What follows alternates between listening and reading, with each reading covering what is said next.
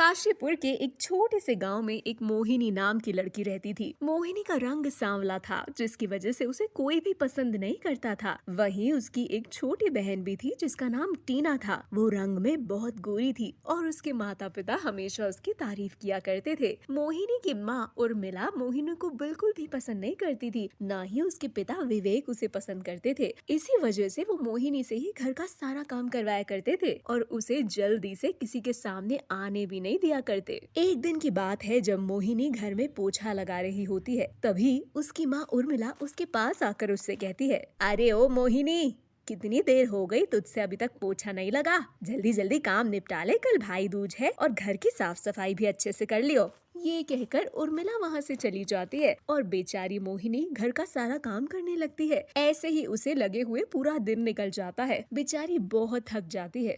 रात का खाना बनाने के बाद वो अपने लिए एक थाली में खाना लेकर अपने कमरे में जाती है और खाना खाने लगती है। तभी वहाँ उर्मिला आती है और उससे कहती है, अरे ओ कल मुही कहीं की, सुबह से ठूसने में लगी पड़ी है। घर में काम नहीं है क्या जो यहाँ पर खाना खाने बैठी है? माँ, सुबह से काम ही तो कर रही थी और एक बार भी खाना नहीं खाया। आप दोनों ने तो खाना खा भी लिया था, लेकिन मैं तो काम में लगी थी। कल भैया दूज की तैयारी कर रही थी। हाँ हाँ, जानती हूँ कि तूने कितना काम किया। अब ज्यादा मत बोल और रसोई में झूठे बर्तन पड़े हैं, पहले उन्हें धो दे, उसके बाद खाना खा लियो। लेकिन माँ, सुबह से खाना ना खाने की वजह से मेरे पेट में दर्द हो रहा है। थोड़ा सा खाना खा लेने दीजिए, उसके बाद मैं बर्तन धोकर सो जाऊंगी। बहुत जुबान चलाने लगी है, मेरी एक बात भी नहीं सुनती तू।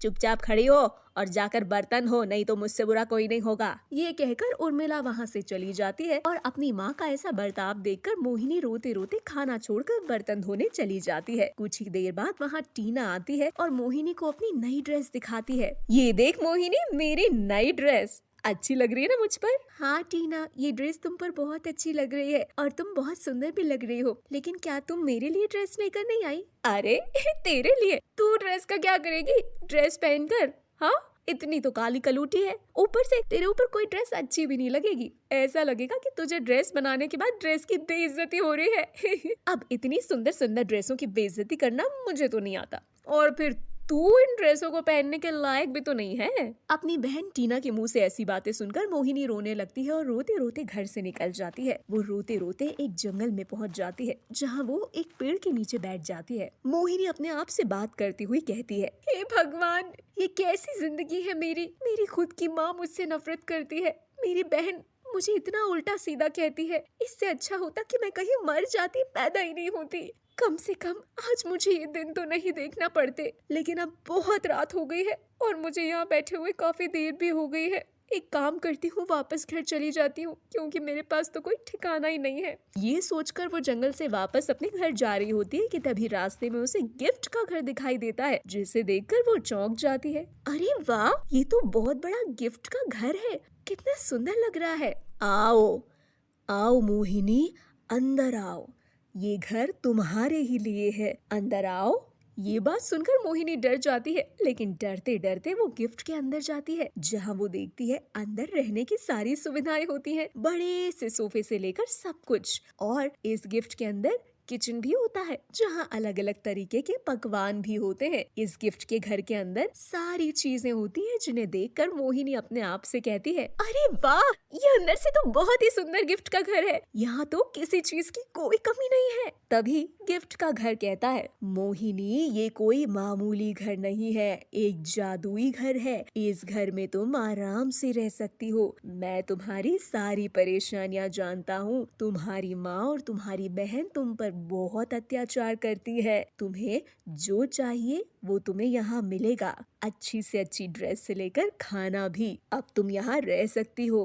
क्या सच में ये सब मेरा है? हाँ हाँ, ये घर तुम्हारा है, जो तुम्हें चाहिए वो यहाँ जरूर मिलेगा। गिफ्ट के घर से मोहिनी सबसे पहले अपने लिए एक सुंदर सी ड्रेस मांगती है। जैसे ही वो कहती है कि एक सुंदर सी ड्रेस आ जाए, सुंदर सी ड्रेस आ जाती है। जब मोहिनी उसे पहनती है तो मोहिनी का रंग एकदम गोरा चिट्टा हो जाता है और वो दिखने में बहुत सुंदर दिख रही होती है। अरे वाह, ये तो जादू है, जादू। मैं तो पहले से बहुत सुंदर हो गई हूँ, मेरा रंग भी बहुत सुंदर लग रहा है, अब तो मैं टीना से भी सुंदर दिख रही हूँ। ये देखकर मोहिनी खुश हो जाती है और आराम से उस घर में रहने लगती है। वो जो भी घर से मांगती है उसे तुरंत मिल जाता। ऐसे ही धीरे धीरे उसे उस घर में रहते हुए काफी दिन हो गए। एक दिन वो सोचती है कि वो टीना और अपनी माँ को भी इस घर में ले आएगी, इसलिए वो उनसे मिलने उनके घर जाती है। जब टीना मोहिनी को देखती है तो वो चौंक जाती है और अपनी माँ से कहती है, माँ, ये काली गलोटी इतनी सुंदर कैसे हो गई? मुझे क्या पता, रुक जा, अभी इसी से पता लगाती हूँ। तभी उर्मिला उससे सुंदर होने की वजह पूछती है। उसके बाद मोहिनी अपनी माँ को घर से निकलने के बाद हुई सारी घटना के बारे में बताती है और उनसे कहती है, माँ, उस घर में हर चीज मुझे मिली, लेकिन आप और मेरी बहन टीना की मुझे बहुत याद आई। मुझे लगा कि आपको भी मैं वहीं बुला लूं, इसलिए मैं आप दोनों को लेने आई हूँ। मोहिनी की बात सुनकर उर्मिला और टीना को अपनी गलती पर बहुत पछतावा होता है, इसीलिए वो दोनों रोते हुए मोहिनी से माफी मांगती हैं।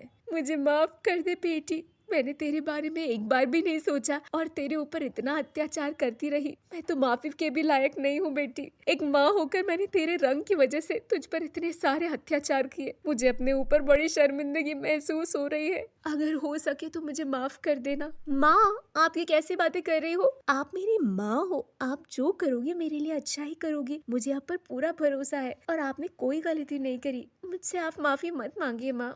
अपनी बेटी मोहिनी की बात सुनकर उर्मिला की आंखों में आंसू आ जाते हैं और वो मोहिनी को गले से लगा लेती है। वहीं टीना को भी अपनी गलती पर बड़ा पछतावा होता है। वो भी मोहिनी को गले से लगाती है। उसके बाद मोहिनी अपनी माँ उर्मिला और बहन टीना के साथ खुशी खुशी रहने लगती है।